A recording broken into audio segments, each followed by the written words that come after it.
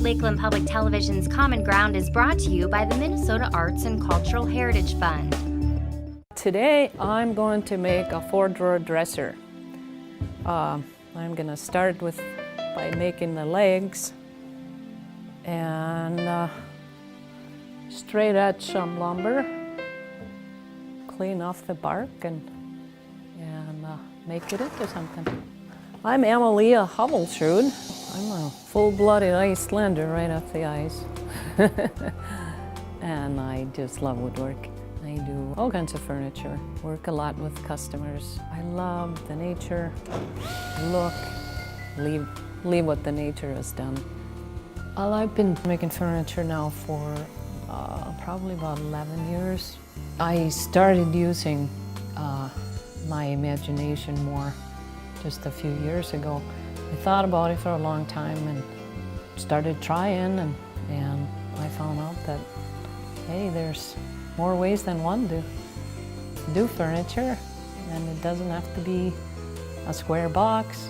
It's make it look fun, make it functional, make it a piece of art that also has purpose. All the furniture I do is made for a purpose. It's for storage and it's also for the look. Working with plain wood got a little boring. I started studying the grain in the wood and I wanted to move with the grain, show what the wood has. I started allowing my mind to work and go with my feeling, and then just digging into old wood, digging into piles of wood, and just seeing the character. I wanted to do something different, something that's fun to look at and still is well built and functional. Now these will be the sides of the dresser. I'll have to chop them up and clean them up, shape them a little bit, and sand them. Peel some bark off. This is my draw knife. It's very, very sharp. It's an awesome tool though. It saves me a lot of grief. Yeah, we got them in here. That's a good one. I started using the worm carved wood 6 years ago or so. Those little critters are awesome. There's the carvings. There could be some live ones in here since the bark is so stuck. There's some busy buggers in here. Looks like unwrapping presents. This is my most favorite part, is to see the different marks that they make. I wish I could be there when they're working. When I have the knots and then the nice carvings, I decide if it's gonna go on the sides of the dresser or if I'm gonna use it for the face, the fronts, either doors or drawer fronts. I like to put the pretty stuff right on front where you see it. Yeah. Oh, here's a live one. Let's get it, he's moving. I've seen him twice as big. It's amazing how much they can do. They can chow away, and you can actually, if you're in a quiet room, you can hear them. Just a little crunch, crunch. See how little he is? And he's still making this big gouge. That's what they do, they chew up the wood.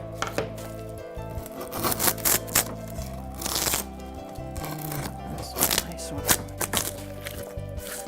It's kind of hard to get the bark off around the knots. Here is what you start to see. It'll work. Ooh, yeah, that's pretty. The dust, the sawdust the worms leave behind sticks in there pretty good sometimes. So I like to use the wire brush to clean them out. And when I'm looking through the wood, my piles of wood, and I find different looking things, the character, I set them aside and think about it.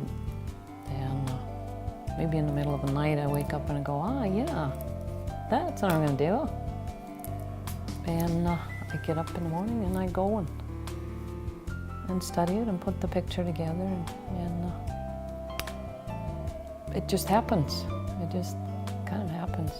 Sometimes I find, and it's kind of rare, where the tree has been injured or a porcupine has chewed a hole or something, and then the tree starts trying to get healthy again, and it makes really fun shapes. And when I find those pieces, I set them aside and make sure they go right where your eye catches it.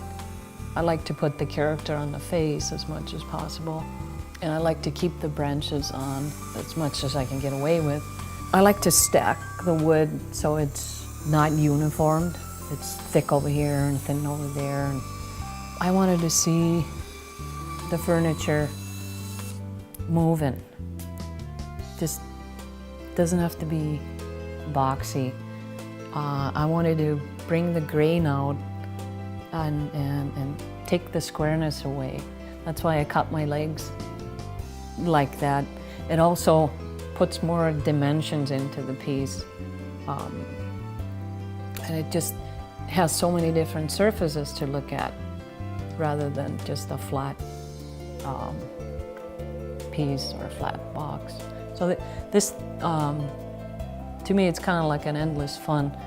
And every time you look at a piece, you see a different view or something that you didn't see yesterday. So it's not boring. And that's what people tell me.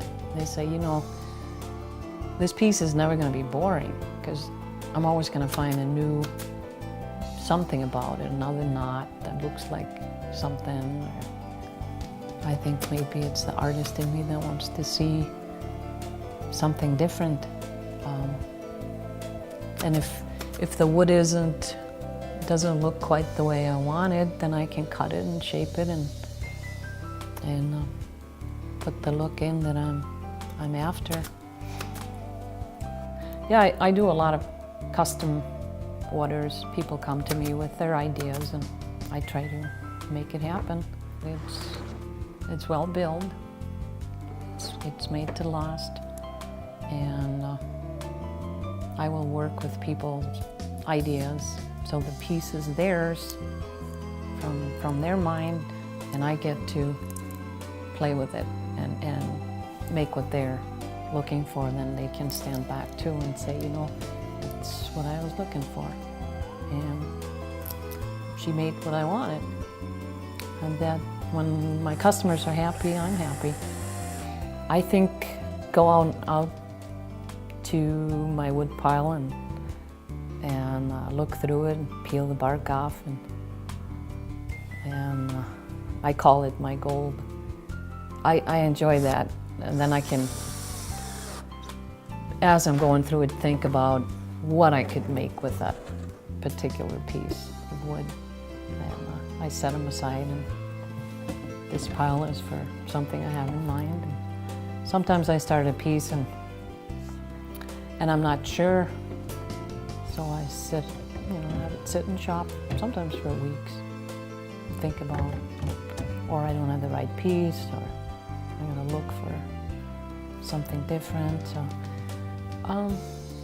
I think just putting them together,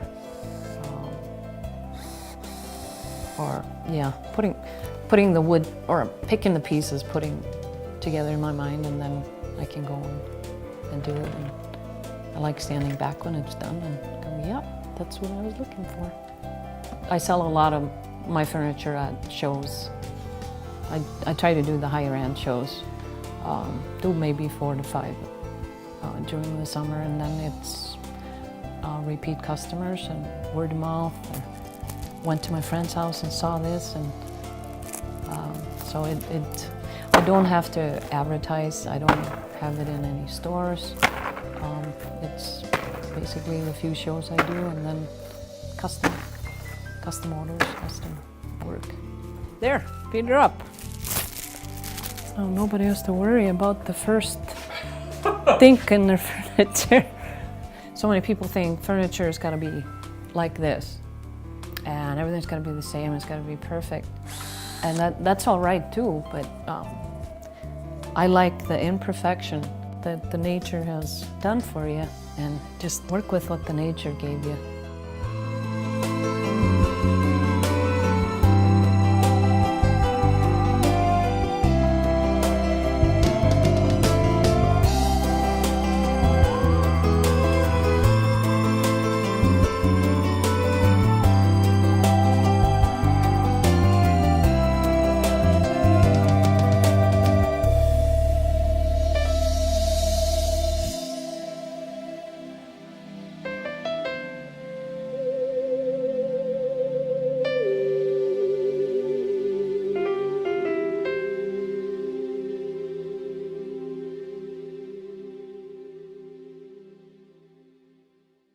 If you enjoyed this segment of Lakeland Public Television's Common Ground, consider making a contribution at lptv.org. If you have segment ideas pertaining to North Central Minnesota, contact us at legacy@lptv.org. Common Ground is funded by the Minnesota Arts and Cultural Heritage Fund by the vote of the people on November 4th, 2008.